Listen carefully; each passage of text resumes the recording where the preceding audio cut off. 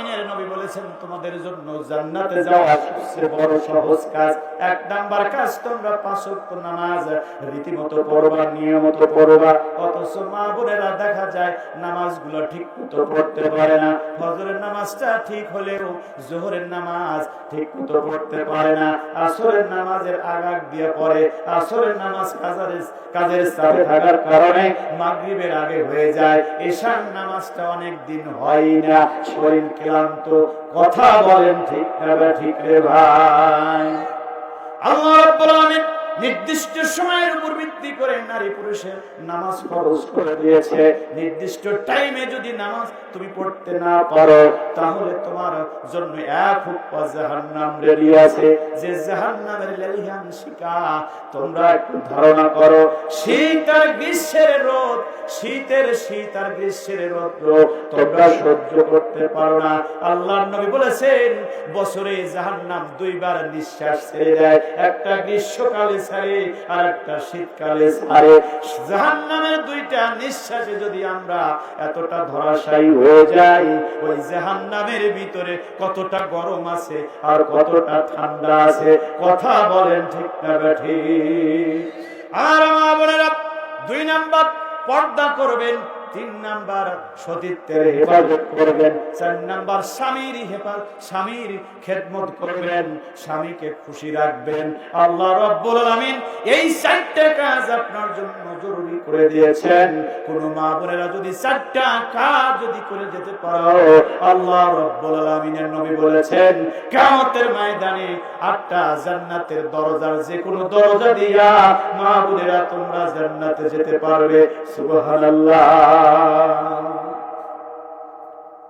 নামাজ কি পুরুষের জন্য ঠিক টাইমে পড়া লাগবে না? পুরুষের জন্য আল্লাহর নবী বলেছেন 10টা কারণে মানুষের নামাজ হয় না। তার ভিতরে প্রথম কারণ হলো যে সমস্ত পুরুষ জামাতের সাথে নামাজ আদায় করে না। ইচ্ছা করে স্বেচ্ছায় যদি আপনি জামাতটা তরক করেন তাহলে আপনি নামাজ পড়ার পরেও আপনার নামাজ হবে না। তাহলে জামাতের সাথে নামাজ হবে তো ইনশাআল্লাহ। যেহেতু মসজিদ কেন্দ্রিক আজকের জালসা, পুরুষের জন্য মসজিদে নামাজ পড়াটা জরুরি, ফরজে আইন। ইচ্ছা করে স্বেচ্ছায় কোনো পুরুষ বাড়িতে নামাজ পড়তে পারবে না। আল্লাহর নবী বলেছেন যারা ঘর থেকে মসজিদে আসে না নামাজে, আমার ইচ্ছা হয় এই নামাজের মেম্বারে, নামাজের মুসাল্লায় একজনকে ইমামতির দায়িত্ব দিয়া আমি নিজে সাহাবীদেরকে নিয়ে খড়কুটা নিয়ে ওই বাড়িতে আগুন ধরায়া দেই, পোড়ায়া ছারখার করে দেই। যারা বাড়িতে আসে নামাজে আসে না, আমি ওই বাড়িতে আগুন এই জন্য দেই না যে ওই বাড়িতে মেয়েরা আছে আর ছোট সোনা মানিকেরা আছে, ছোট শিশুরা আছে, এই জন্য ওই 2 বাড়িতে আমি আগুন দেই না। তাছাড়া আল্লাহর নবী রাগ করে কষ্ট করে দম্ভ ভরে কথাটা বলেছেন যে আমার ইচ্ছা হয় যে সমস্ত পুরুষ আজান হওয়ার পরে বাড়ির মায়ায়, ঘরের মায়ায় ঘরে থাকে, মসজিদে নামাজে আসে না। আপনাদের এইদিকে এরকম মুসল্লি নাই, আমাদের ওইদিকে আছে। সম্মানিত ভাইরা, মুনাফিক মার্কা মুসলমান যারা, তাদের জন্য 2টা নামাজ খুব কঠিন নামাজ হবে। কয়টা নামাজ? একটা ফজরের নামাজ আর ঈশার নামাজ। ফজরের বর্তমান নামাজের দাম আরো বেশি। ফজরের ওযু কঠিন ওযু, কিন্তু এই সময় ল্যাবকে লাথি দিয়ে সরাইয়া দিয়া মসজিদে যাওয়ার জন্য ওযু করা, এটা মনের বিরুদ্ধে কত বড় যে যুদ্ধ। আল মুজাহিদু মান জাহাদান নাফসাহু, যে তার নিজের নফসের বিরুদ্ধে যুদ্ধ করে স্বয়ং আল্লাহ পাককে খুশি করার জন্য আরামকে হারাম করে দিয়া, ল্যাব তোষককে ফেলে দিয়া শীতের সকালে সুন্দর করে ওযু করে মসজিদে গেল, আল্লাহ পাক ওই বান্দার দিকে তাকায় নিজে গর্ব করতে থাকে। সুবহানাল্লাহ বলে। সম্মানিত ভাইরা, কিয়ামতের ময়দানে এই ফজরের নামাজের সময় কিন্তু আলো আধার থাকে, ঠিক না বেটি? ফুলসিরাতের ফুল আমাদের সামনে আছে না নাই? তার দৈর্ঘ্য প্রস্থ কতখানি জানা আছে কারোর? ফুলসিরাতের পুল 30,000 বছরের রাস্তা হবে। কয় হাজার? 10,000 বছরের রাস্তা যাবে নিচের দিকে, আবার উপরের দিকে, আবার নিচের দিকে, এইভাবে আঁকা বাঁকা। বিশ্ব রোডের মতো এরকম স্ট্রেট না, অত বড় না। চুলের চাইতেও সরু, হীরার চাইতেও ধারালো, তীক্ষ্ণ এমন একটা পুলসিরাতের পুল পার হতে হবে, যে পুলের নিচেই আল্লাহ পাক জাহান্নাম রাখবেন। ওই পুলসিরাতের পুল পার হতে পারলেই জান্নাত, আর যদি পার না হতে পারি নিচে জেলখানা। জেলখানা কি চারটেখানি কথা? এই জেলখানার ভিতরে আবার কত সিস্টেম আছে না বাংলাদেশের জেলের? প্রথমে হাজত, তারপরে জেল, তারপরে সেল, জেল, হ্যাঁ, তারপরে আবার কোথায় ফাঁসি জায়গায় দিবে, তাদের কোথায় রাখে?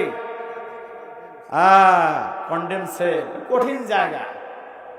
তে সর্বশেষ ফাঁসি যে জায়গায় হবে ওটা আরো কঠিন। জাহান্নামের ভিতরে একটা জায়গা আছে, আল্লাহ পাক কোরআনে বলেছেন, সেই জায়গার নাম হচ্ছে জুবুল হুজন। জায়গার নাম কি? ফজরের নামাজ কি আর ছেড়ে দিবেন? এই কথাটা শোনেন, এটা যদি মনে থাকে, আর ওই বান্দা বান্দি কখনই ফজরের নামাজ এক ওয়াক্ত নামাজও ছেড়ে দেওয়ার কথা না।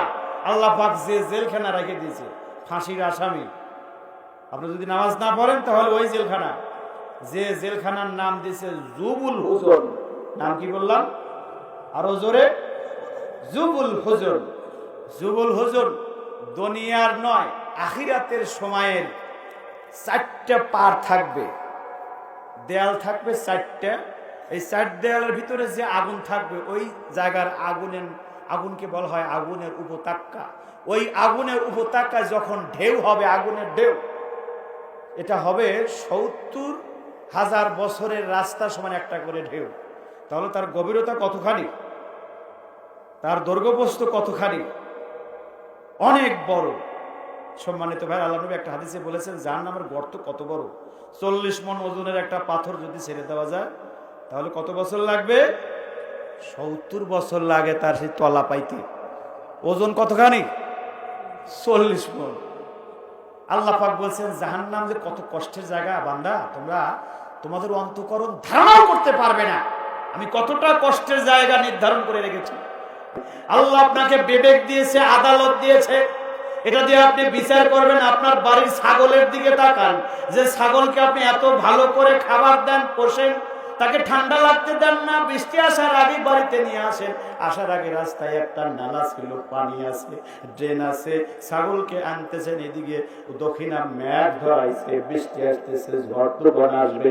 আপনি চিন্তা করতেছেন আপনার ছাগলকে বাড়িতে যদি না নিয়ে আসেন তাহলে বৃষ্টির পানিতে ভিজে ঠান্ডা লাগবে, সর্দি হবে, ছাগলের সমস্যা হয়ে যাবে, জ্বর আসবে। কথা বলেন ঠিক না বেঠিক ভাই? মালিক হিসাবে ভালো দায়িত্ব পালন করতেছেন, কিন্তু ছাগলের থেকে শিক্ষা নেন। সামনে একটু পানি দেখার কারণে ছাগল কিন্তু আর সহসা আপনার পিছনে আসবে না, সে 4 পাও দিয়ে ব্রেক করবে, হার্ড ব্রেক, হাইড্রোলিক ব্রেক করবে। কারণ ছাগলের সামনে কি আছে? একটা নালা আছে, পানি এসে চিন্তা করবে মালিক হলে কি হবে, সে আমাকে পানির দিকে নেয় কেন? একটা ছাগল সামনে পানি দেখা একটু কয়েক মিনিটের জন্য হলে নিজের সর্বস্ব দিয়া চিন্তা করে এখানে আমার যাওয়া যাবে কি যাবে না।